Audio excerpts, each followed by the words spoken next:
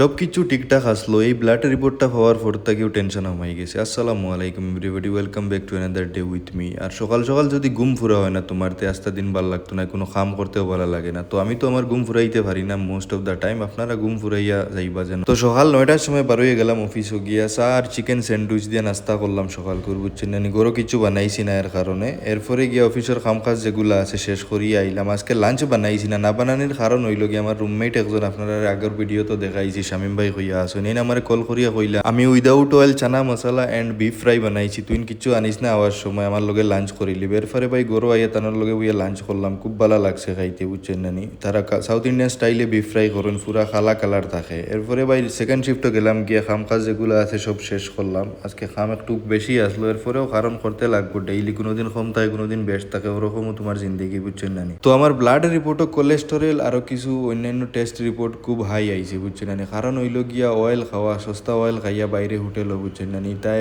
Pakistani oil use করেন, তা সস্তা থাকে আর খুব ক্ষতিকর, বুঝছেন নানি। আর এর কারণ হইল কি, যদি কোলেস্টেরল বাগেরা হাই থাকে তো তোমার ফিউচারে হার্ট অ্যাটাক কতটা সমস্যা হয়।